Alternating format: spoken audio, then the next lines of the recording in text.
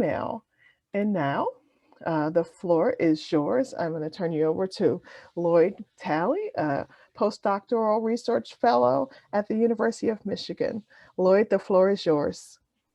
Thank you so much, Dory, and thank you to all the participants today. I'm really excited to be with you all today, not only as a member of the University of Michigan family, but also as a part of the ICPSR family. As an alumnus of the summer program, every time I get to speak with those who are interested in quantitative research the way I am, and those who are interested in the type of work that ICPSR does, I get really excited. And so today, as you all know, my presentation is called Examining Risk and Resilience Among Young Black Men, a Quantitative Intersectional Approach. And so to begin, I just want to give you a brief overview of where we're going, and then we'll get right into our work for today. So today I'm going to give you an introduction to myself, a little bit of my history of where I come from and how I arrived at the question that we'll be discussing today. After that, I'll give you an in-depth overview of the statement of our problem and really why my interest in young Black men has centered around intersectionality. Then we'll go a little bit into an educational component around intersectionality, classification-based approaches in quantitative science.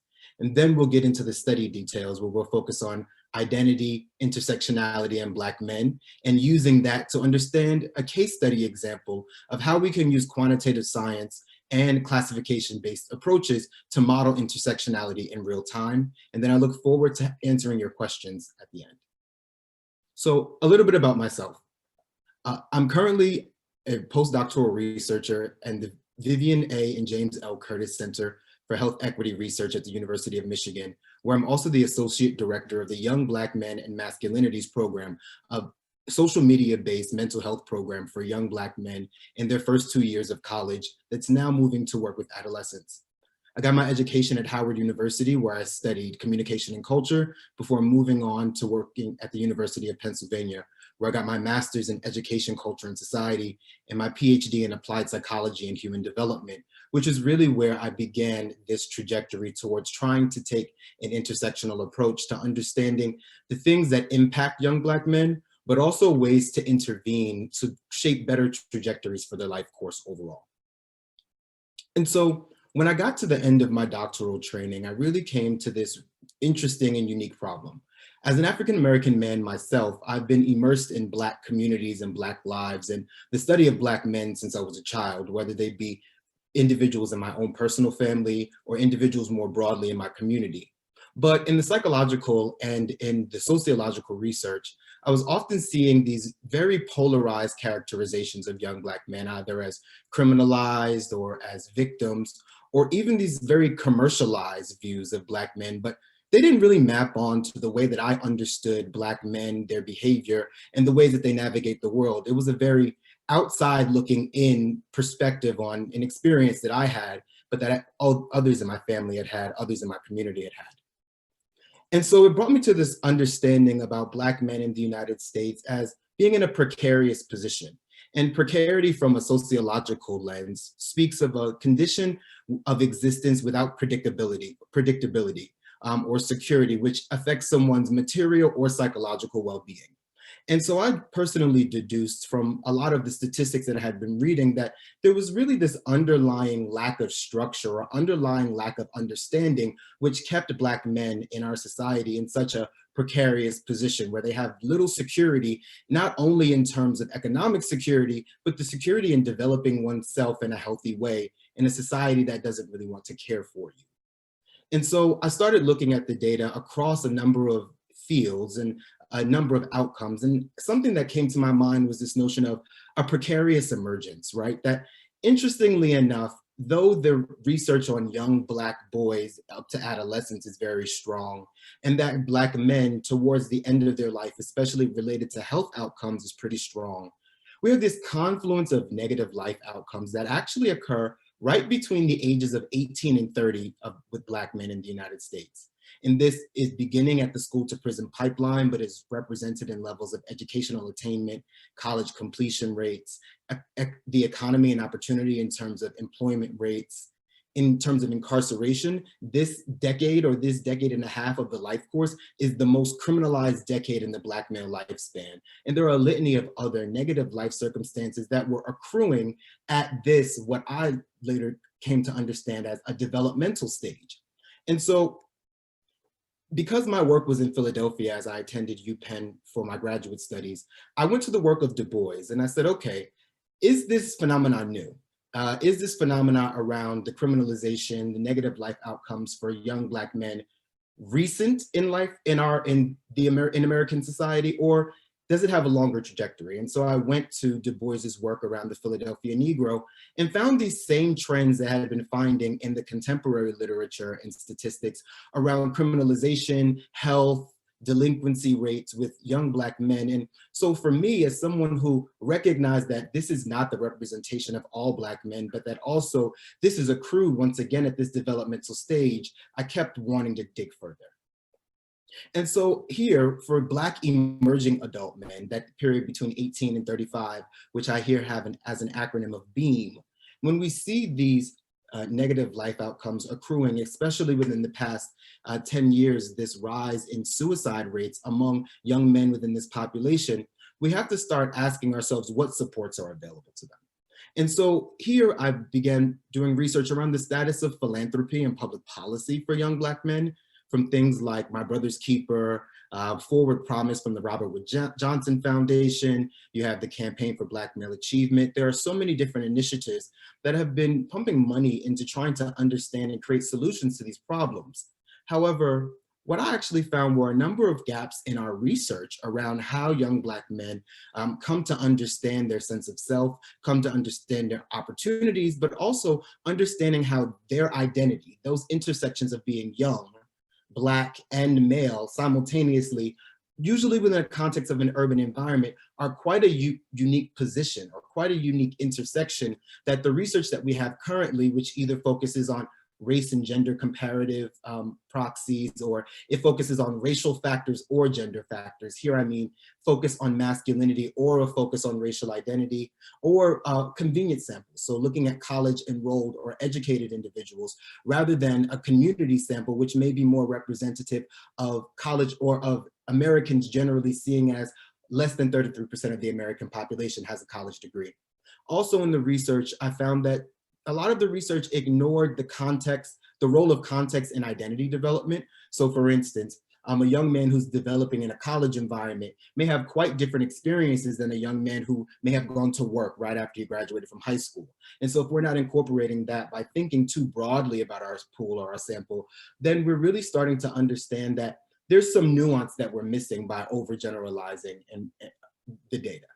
And then finally, what I found was that a lot of the research assumes homogeneity within the group, right? So that it, or at least the methods that we use have the assumption of homogeneity within the group, meaning that when we do research on young Black men, we aren't often looking to understand if there are relevant or meaningful subgroups, so individuals who may think in different ways or may approach life in certain ways or even may cope with stressors in different ways, to understand the nuance and the diversity of young men that there are. And so there were a number of gaps in the research. However, there are some really interesting research opportunities, right? So if we can take those gaps and resolve them, well, then we can, one, uncover the hidden within group behavior heterogeneity. So why do some young men, even within the same group, do one thing whereas others do another?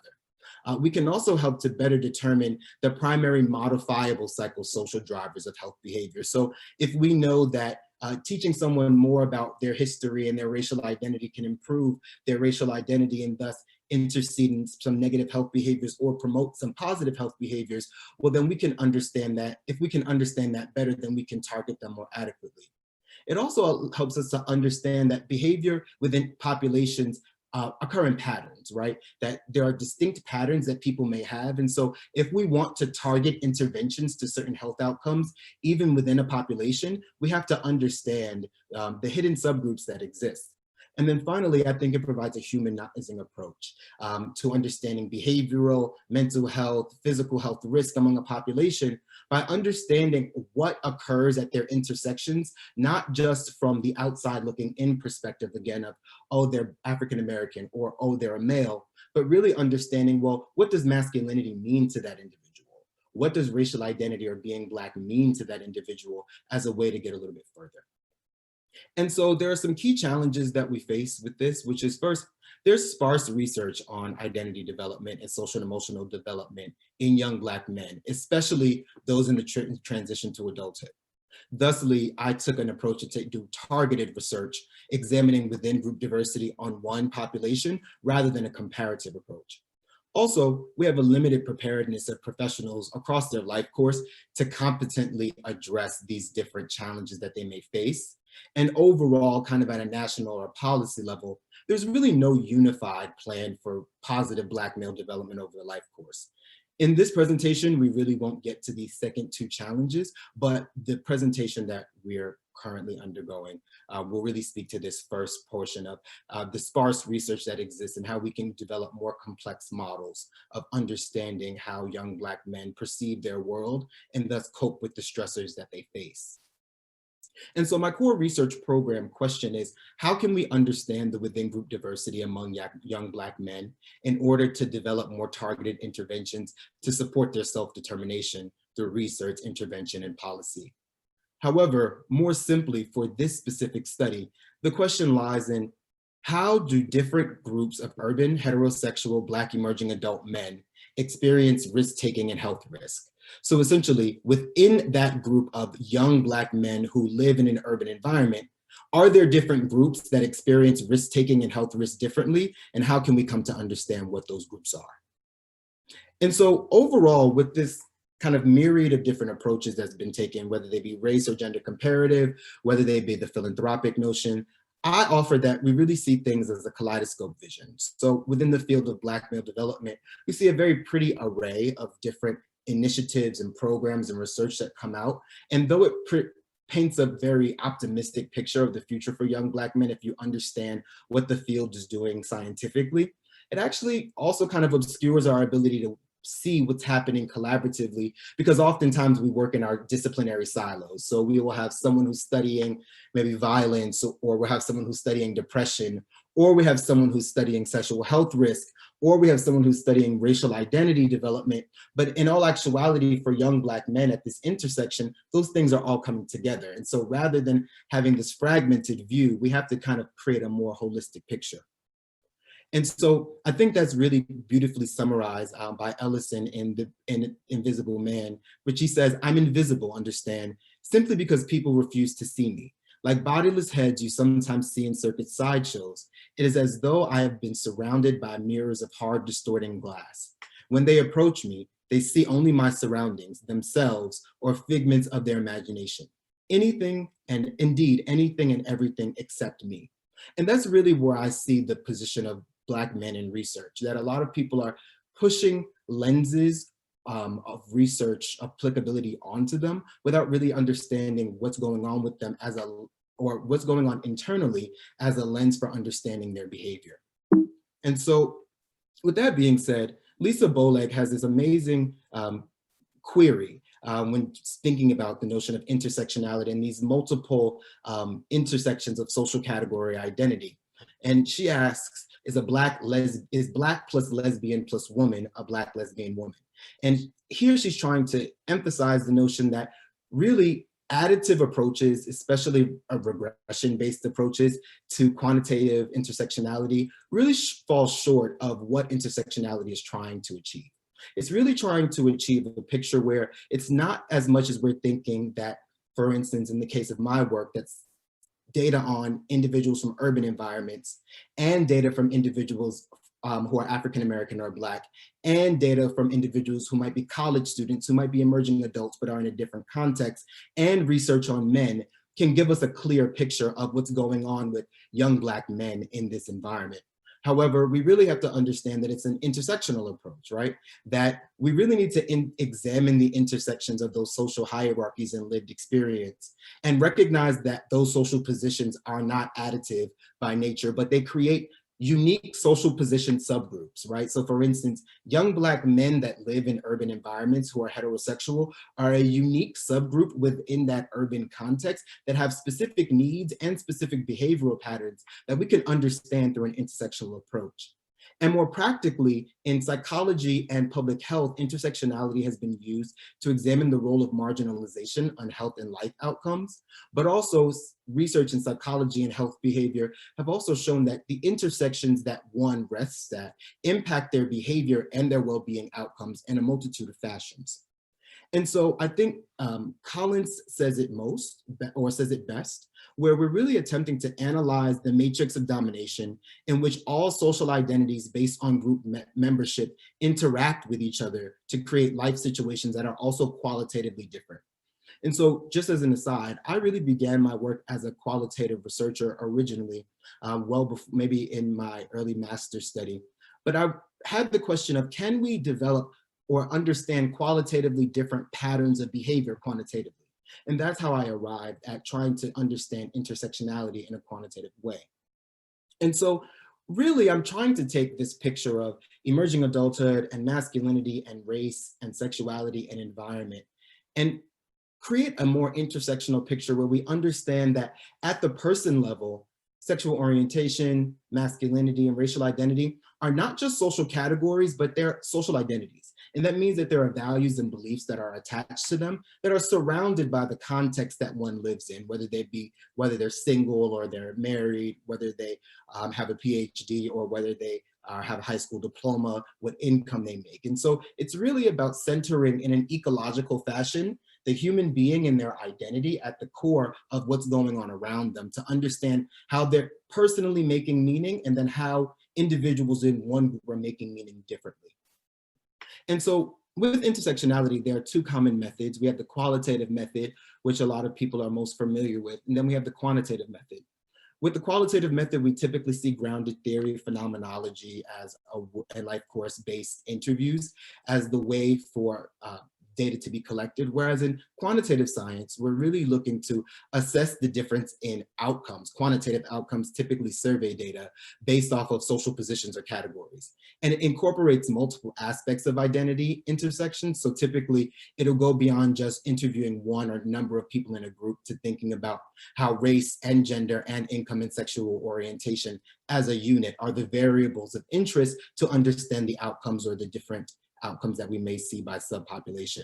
And Else, Quest, and Hyde really emphasize how we really want to use quantitative methods to assess how these various constructs of social position impact social well-being, right? That being a male and also interpreting masculinity in a certain way means that compared to other men, you may take different risks. You may be offended by different things. You may have more positive health behaviors than someone else based off of your adherence to masculine norms, for instance. And so with quantitative science, we actually can use survey data to model that more effectively, maybe even than qualitative intersectionality.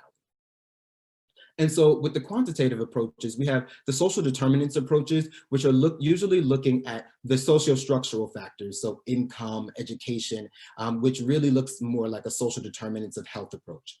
Then we have disparity studies, right? So those are usually some tailored studies of looking at groups looking at between groups differences, between intersections. So Black men versus Black women, or Asian men versus Latinas, for instance. And then we also have this interactive approach where oftentimes people will use regression-based approaches, and those regression-based approaches will then have a multiplicative term added to it so that you can understand maybe what is the role of maybe two categorical variables like race by gender to see if there are subgroup differences. However, more recently, we have had inter and intra-categorical perspectives advanced. And so what we just spoke about in terms of the regression-based approaches or the social determinants approaches, those fall more solidly in the inter-categorical camp, right? Where we're really thinking about differences in cross-classification, and in the past has been primarily focused on discrimination. Whereas the study that I'm presenting today really focuses on the intra-categorical approach, which focuses on, are there meaningful subgroups within one subgroup population or one intersection population? It prioritizes person-level psychological or identity-related constructs as the drivers of, or stimuli of behavior. So thus, someone's sexual orientation and the way that they feel personally about their sexual orientation can be a driver or is a driver of their behavior, and thus is integrated into an intracategorical intersectionality approach. And this is typically done, as you see here, through within group designs. And so this brings me to this notion of Simpson's paradox and categorical perspectives. And so typically with intersectionality work, especially the intercategorical forms where we're comparing different social intersections to one another, there's somewhat of an assumed heterogeneity between the social category groups because you're comparing them. However, what we understand from Simpson's paradox is that sometimes by not identifying meaningful subgroups in data, we can actually obscure outcomes that would otherwise be meaningful and distinguishable through the application of that meaningful subgroup to the data set. And so essentially here, without those meaningful subgroups, we're oftentimes not able to decipher if there are treatment differences or if there are intervention-based differences in which we should edit, whether it be the program or whether it be the policy, to meet the needs of different groups. And for that reason, constructs which can decipher that heterogeneity are key variables of interest for us. And so here I present to you all classification and profile-based analyses like cluster analyses, like two-step and k-means cluster, latent class analysis, and latent profile analysis as ways to actually begin to look at multiple intersections of identity from a psychological perspective that can help us to deduce how variability on psychological constructs which are connected to these social positions actually allows us to clarify some of Simpson's paradox and understand the within or the meaningful subgroups of behavioral patterns within within the identity group that we're interested in. And so now to kind of the meat of our presentation. So with Black men, I think it's important that Black men are first human too, right? And so with all of us, identity development from the psychological literature is probably for more than a century been identified as the critical psychosocial task of the life course. And it's in being the organizing structure of self, it orchestrates behavior, it helps us to make decisions, it helps us to understand what things we find stressful and how we cope with those stressors.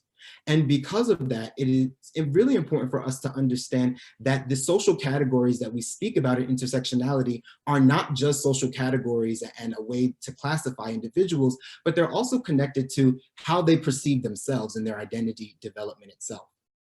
And so leaning on the work of Derek Griffith from Vanderbilt, his model of intersectional men's health, he really emphasizes that for men, the basis of what we need to be looking at is their race and their gender, but really boils it down to understanding how those things are related to their exposures to stressors and risks, their physiological responses to stressors, their health, behavior, and illness, all leading to disparities in health that we can see.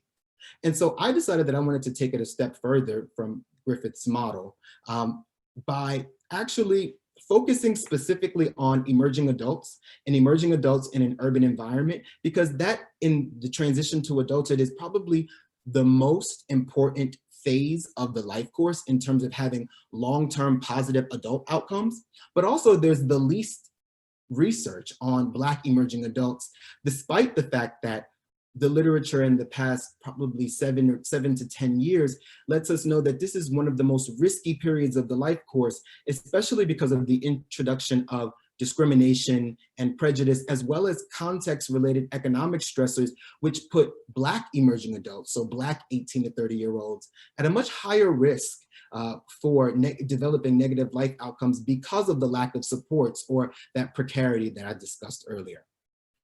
And so it's important to know that in this life course trajectory, whereas we used to think that adolescence was right before young adulthood, we have to recognize that emerging adulthood is now a period of the life course where we emphasize experimentation and risk-taking. And so why is this important? Well, thinking about my outcomes of interest, rather than thinking about delinquency in terms of violence or even drug misuse in terms of delinquency, I had to think about what are the normative risks that individuals take at this life course stage? What is the purpose of this life course stage, and what are the key psychosocial issues that one is attempting to resolve during this period? And how can we push forward to incorporating that into an intersectional model? And so a few things came to the forefront of my mind. So first, masculinity, right? Masculinity is diverse and multidimensional, but we do know that traditional masculine ideologies are negatively related to health risk, right? Or health outcomes.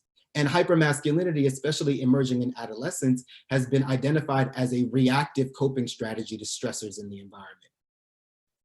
We also know that racial identity is very important in terms of being a protective factor for African Americans, but especially in moderating the salience of racialized events. So for instance, how aware are you that a racialized event is occurring in the moment, right? So how aware are you if someone has committed a microaggression? And then how do you respond to it based off of that salience?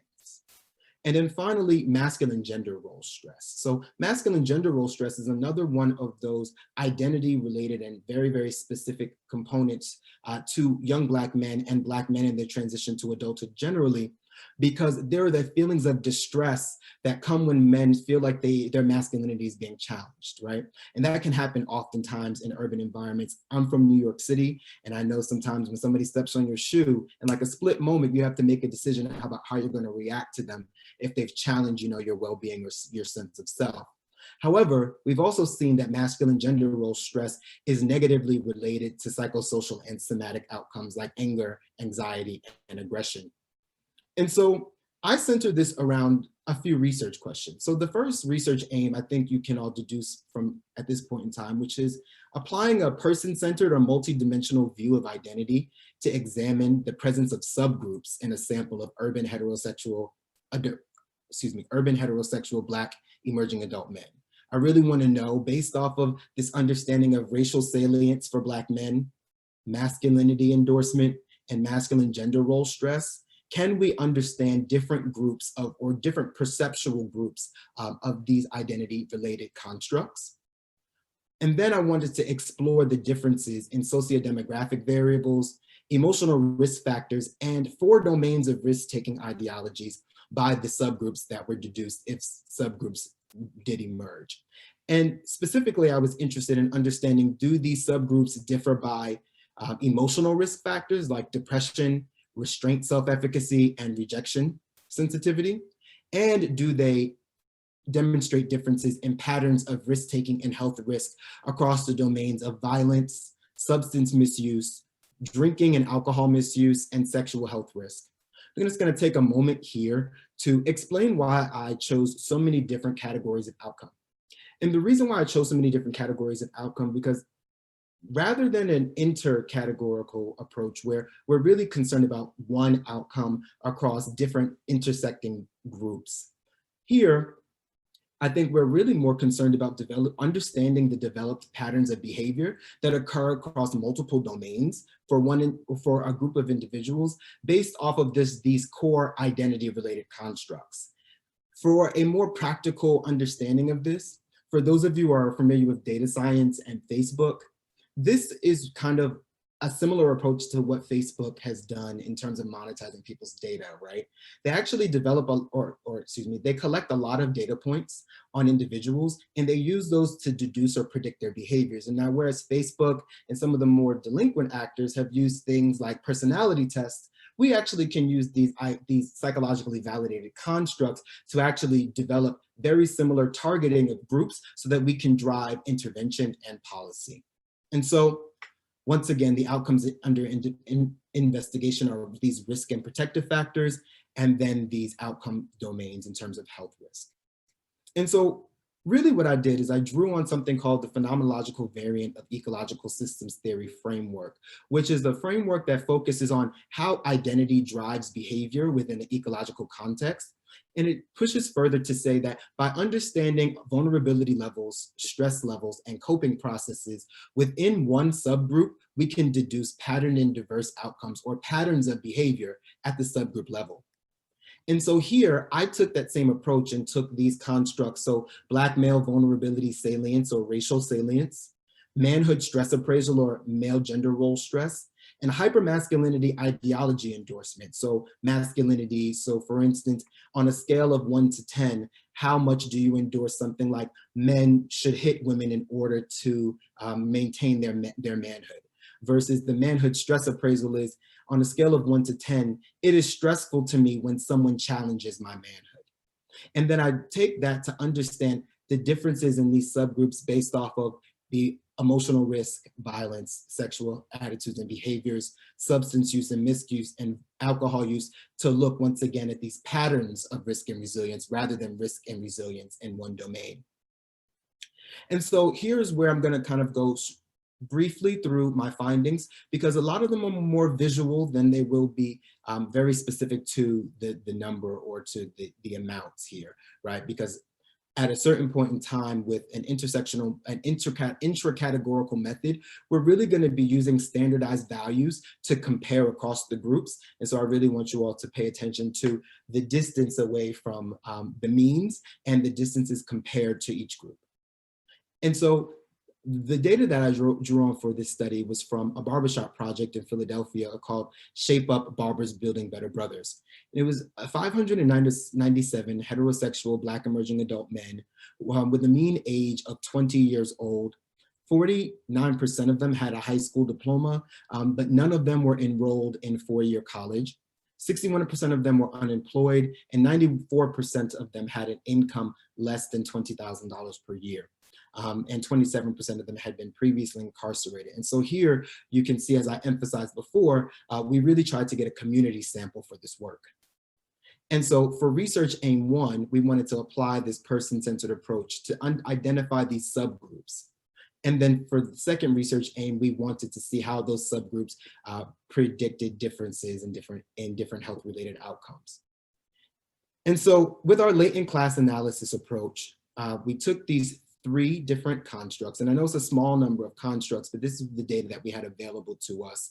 And I hope that you all can see how data sets that you currently have with approaches like this can be modified so that you can get more in-depth and complex understandings of what your participants are experiencing and how that informs their behavior or your outcomes of interest. And as we saw before, this same model, latent class model, is just an operationalization of the PVEST model that I spoke about before. And then that was then taken to look at use analysis of variance statistical procedures to look at the between groups differences. And then we had our results. So the first question was, can heterogeneous populations be identified? And the answer was yes.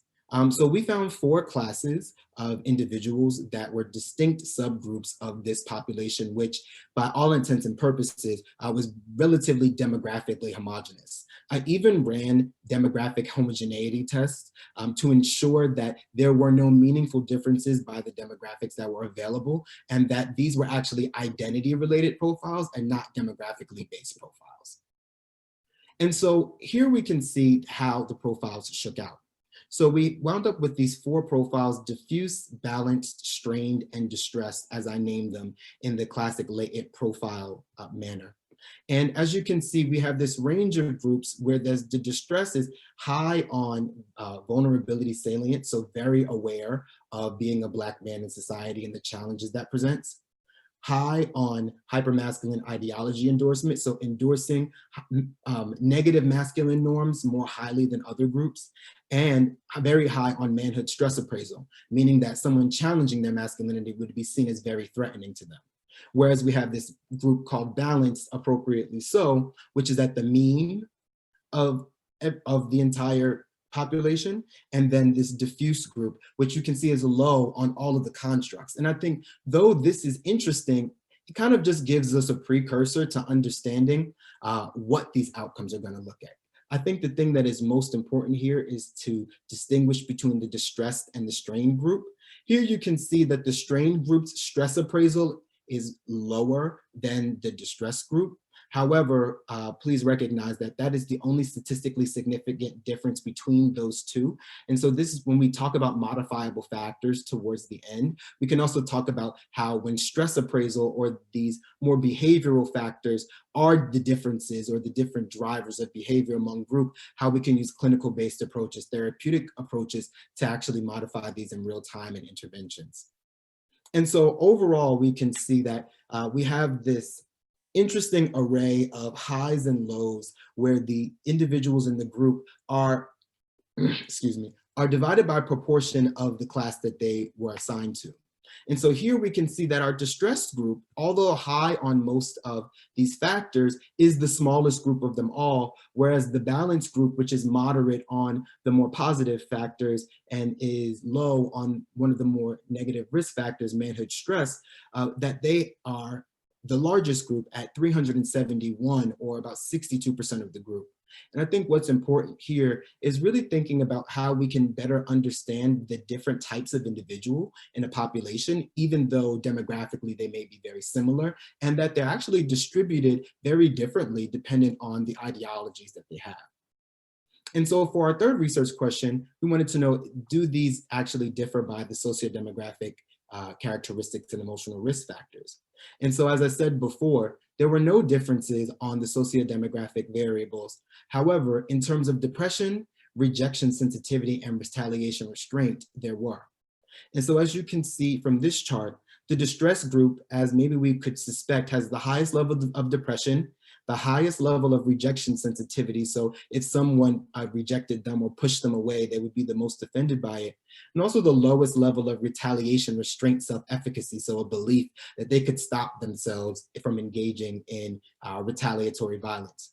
Whereas on the contrast, we have the diffuse group, who their rejection sensitivity is the lowest of the group, but their retaliation restraint self-efficacy is very high, which would indicate that they wouldn't be easily offended, but at the same time, they wouldn't retaliate, they would be very likely to stop themselves from retaliating against someone if they offended them.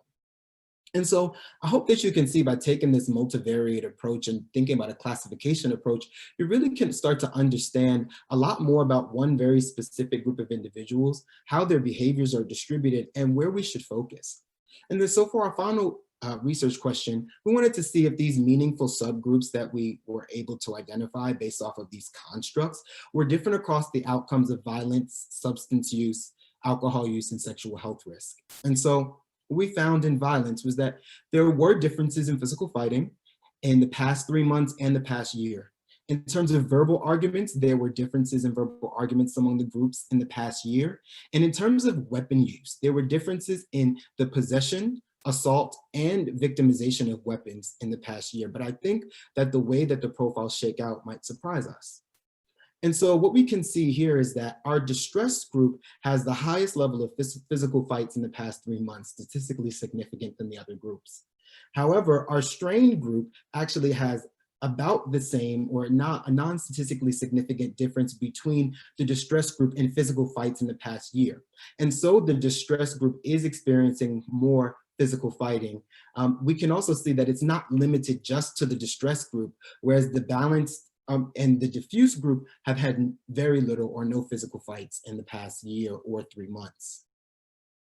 When it comes to weapon possession, however, we see that the strained group has the highest level of weapon possession, bar none, statistically significantly different than all of the other subgroups, which means that though the distressed group may be resolving issues with physical violence, the strained group is actually engaging in weapon victimization. So now we see differing patterns of the response to different life course circumstances and outcomes, which now shape things like weapon victimization and murder and homicide in communities, so on and so forth.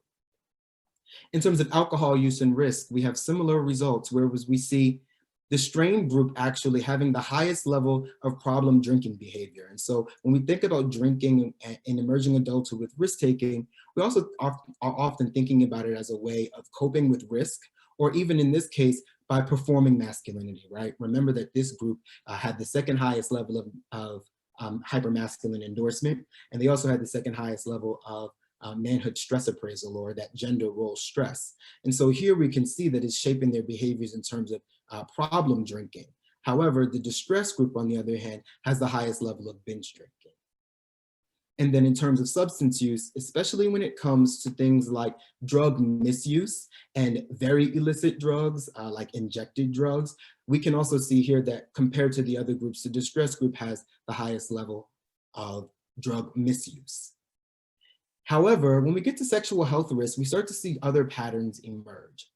And so here, though the diffuse group has kind of been essentially innocuous on many of the other behaviors, in terms of endorsing positive condom attitudes and positive condom intentions, the diffuse group also has the most negative sexual health behaviors, which we'll see on the next slide.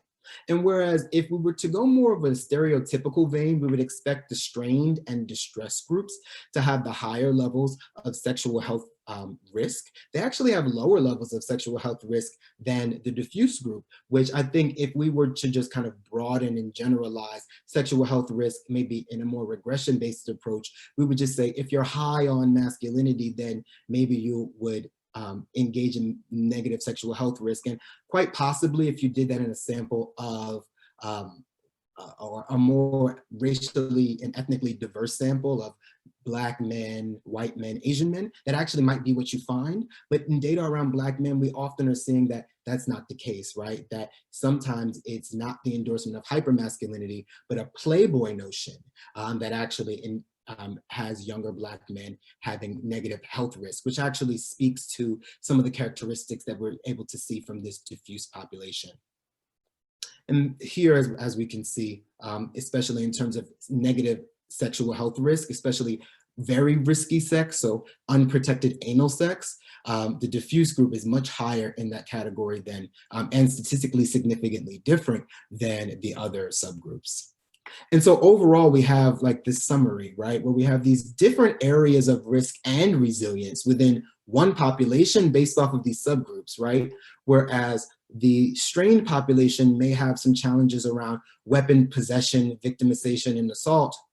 The distressed group may have a lot more challenges with mental health, especially high depressive symptomology when compared to their peers, and things like low retaliation restraint, right? Meaning so that in the moment, if there was some type of retaliatory issue going on in a community, that these individuals would have less of the self-efficacy to stop themselves in the moment. Whereas on the kind of opposite end of the spectrum, with the diffuse group, they are very different than the strained and the distressed group, because they profess high restraint self-efficacy, which we could see as a good thing. However, this converse reporting of positive sexual health ideologies and then negative sexual health behaviors is another pattern that we may need to target interventions for differently, or that different groups of professionals may have to target different groups differently. And so I think finally, it's important to talk about this balance group. And this balance group, I think, is the group in our literature that doesn't get the most attention, because they're the group that they are not having, at the moment, these high depressive symptomology, right? They're not engaged in physical fighting. They're not carrying weapons. They may not be engaged necessarily in sexual health risk. But also, I think from a humanizing lens, it's important to recognize that they are a group that is going to often go unnoticed, because most of the work that we target is targeted to these risk behaviors and not really to understanding the group as a whole and developing strategies which are nuanced and targeted for each group. And so overall, I think it's important that we recognize that developing these intersectional models where we're really choosing constructs that speak to the ideologies, beliefs, understandings, and lived experiences of a population are very important. And so with Black men looking at these different intersections, especially young Black men, we can see that there's still a diversity of young Black men that exist within this relatively demographic heterogeneous group, and not a lot of them are what we would consider at risk, right? And even though I don't like that terminology, understanding that risk and resilience, they occur simultaneously. Some of these men are at risk in certain areas, and while they're demonstrating a lot of resilience in other areas. But I think it shows that there is this synergy, right, or this intersectionality among the identity dimensions that really couldn't be deduced as well through a regression-based approach. And so overall, I really think that we have to take an ethics approach to categorical intersectionality, meaning first empirical, right? Focusing on existing research findings and variables or proxies for variables and current knowledge from the data you have, especially if you're using secondary data like I did, to really guide your thinking, right? I call it, don't go on a fishing trip. Don't just think of a new concept and say, oh, well, maybe this is the answer. There's a lot of literature that really speaks to the nuances of different groups, and though we need to grow it, we should really start there. Next, I say theoretical, meaning that you should use subpopulation specific theories. So the PVEST theory that I used to create my models, we really found that that theory was developed for young Black men. It was really developed to understand the behaviors of young Black men. And though it is more universally applicable, we recognize that it is specific to them.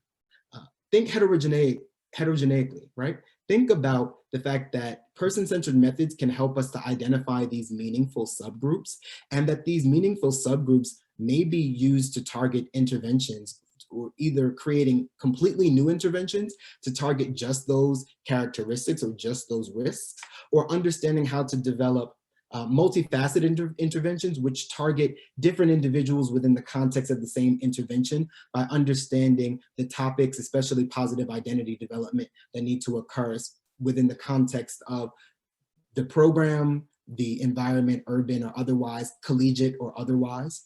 I say identity aware, meaning focus on identity-related beliefs and population-specific constructs, and don't forget about life course stage, right? Understanding where someone is in their development is really core to their identity, and understanding their behaviors within that context is very important.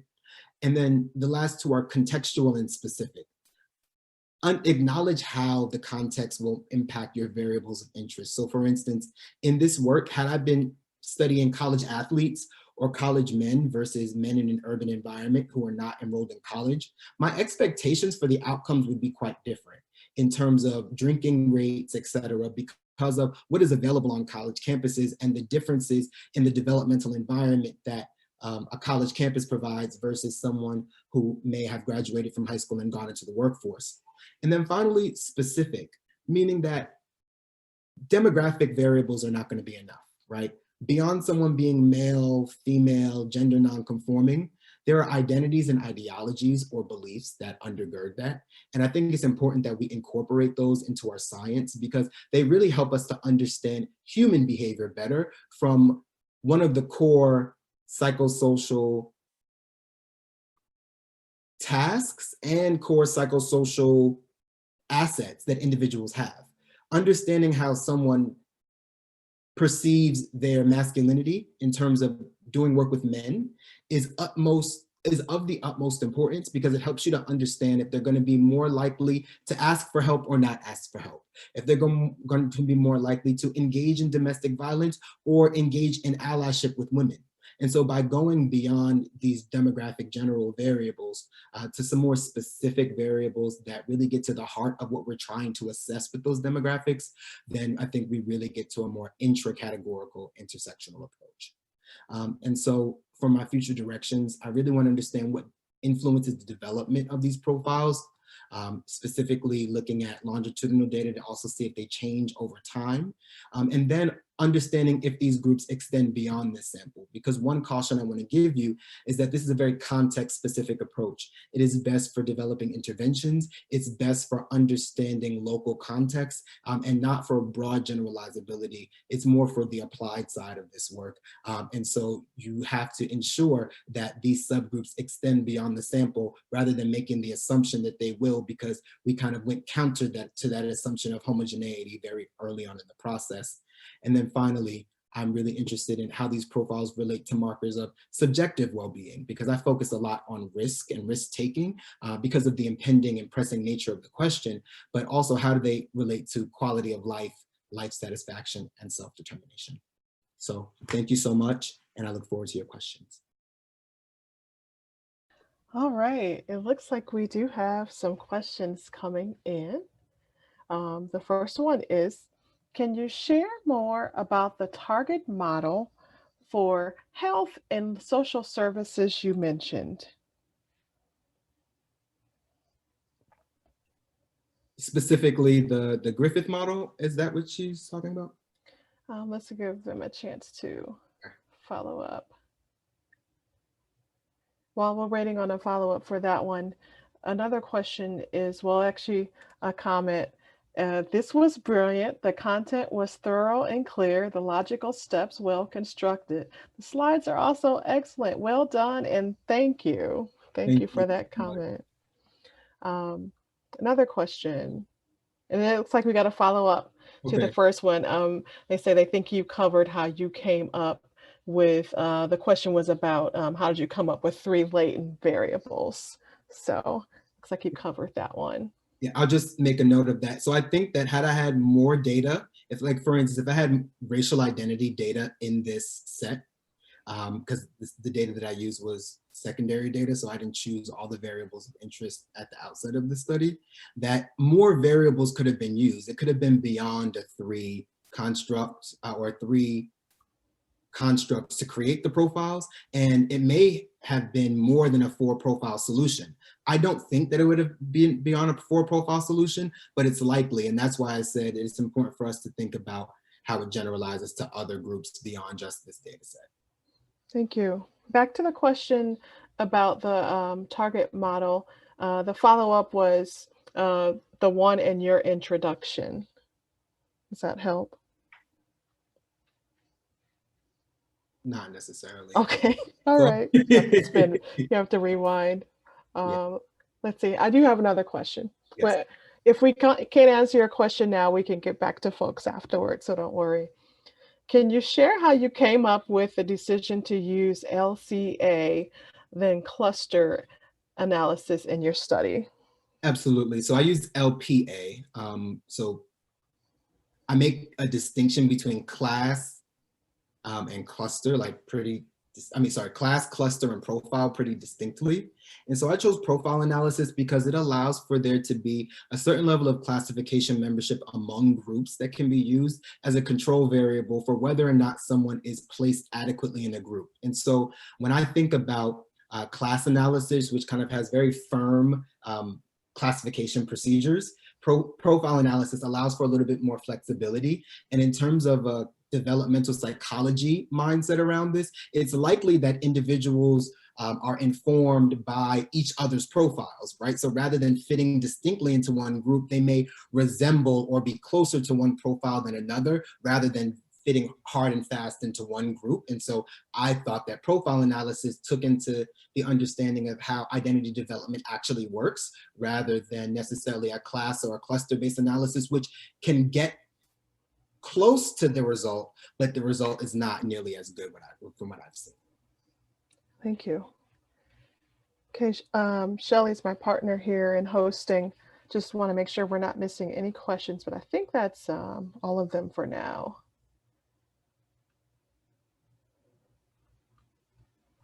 Okay, we have some more questions coming. All right. Dr. Talley, have you published on this model yet? I'd be very interested in learning more and using your approach with intersecting analyses with individuals in recovery. So my dissertation is open source at the University of Pennsylvania.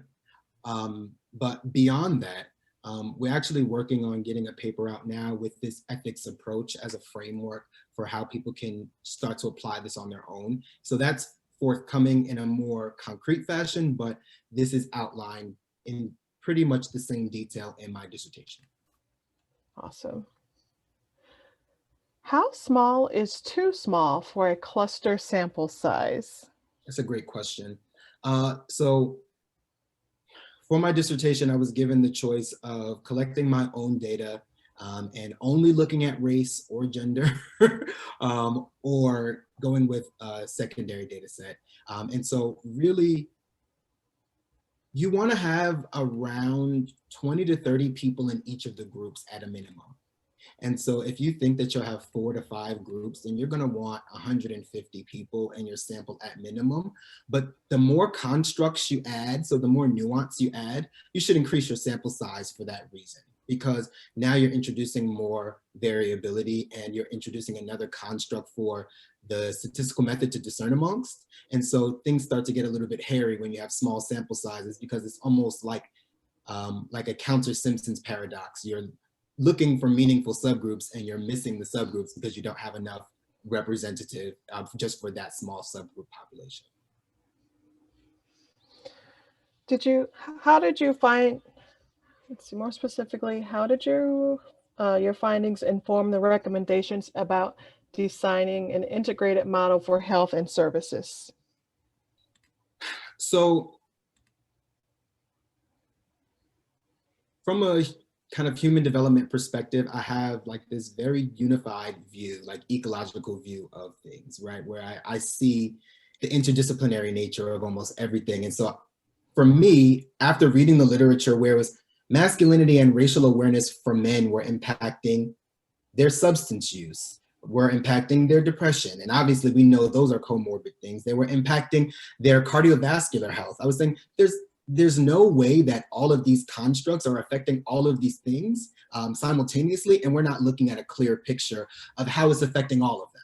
And so for me, I said, well, if healthcare is moving in an integrated way and healthcare service providers need to begin to understand the like population specific variables that are impacting the people who they see, their clients, well then let's develop a model that helps them to see how these things impact the behaviors, to get their buy-in, to understand like, oh, I should be asking my patients about their views on masculinity or about how the economy is affecting their stress, because we recognize for men that these are very important things. And so for a woman, they may be important, they may not be as important drivers of behavior, right? And just like for a white person who may see themselves as kind of like more colorblind, racial events may, or the awareness of Black men as like dangerous, or excuse me, the awareness of Black men as being perceived as dangerous in the world may not make them as stressed, leading to coping behaviors as it would someone else, right? And so we really have to understand at like a very population specific level,